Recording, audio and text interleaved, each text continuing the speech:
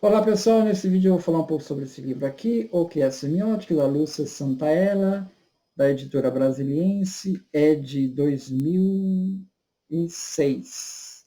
Então eu vou traçar um pequeno resumo desse livro aqui. Né? O nome semiótica vem da raiz grega semeion, e quer dizer signo. Semiótica é a ciência dos signos. De todas as aparências sensíveis, o homem revela significações, né? Ele tem um entendimento desses sinais que a natureza emite. Né? É no homem que se opera o processo de alteração dos sinais, definidos como qualquer estímulo emitido pelos objetos do mundo, em signos ou linguagens que são produtos da consciência humana. O termo linguagem, por sua vez, eles se estendem a um sentido mais amplo. Né? Podemos falar de linguagens binárias do computador, até tudo que na natureza fala o homem, por exemplo, a linguagem das flores, dos ventos, dos ruídos. A semiótica ou a lógica, ela tem por função classificar e descrever todos os tipos de signos logicamente possíveis. O século XX viu nascer o crescimento de duas ciências da linguagem, a linguística, que é a ciência da linguagem verbal, e a semiótica, que é a ciência de toda e qualquer linguagem. Em todos os tempos, grupos humanos constituídos sempre recorreram a modos de expressão, de manifestação de sentido e de comunicação social, que vão além da linguagem verbal. Isso vai desde os desenhos das grutas de Lascaux, na França, aos rituais de tribos primitivas, danças e até mesmo produções de arquitetura. E quando consideramos a linguagem verbal escrita, essa também não se restringe à codificação alfabética, pois há outras formas de linguagem alfabeticamente articulada, tais como hieroglifos, pictogramas, ideogramas.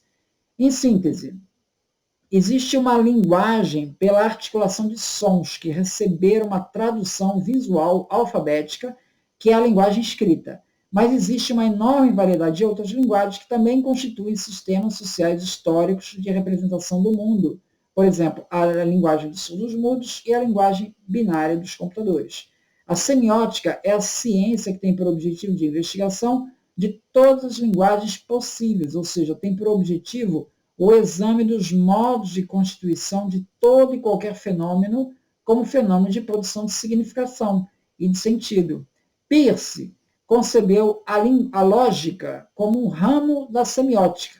Na arquitetura filosófica de Peirce temos a filosofia que é dividida em fenomenologia, que é a base fundamental para qualquer ciência, que meramente observa os fenômenos, e através da análise postula formas e propriedades universais desses fenômenos.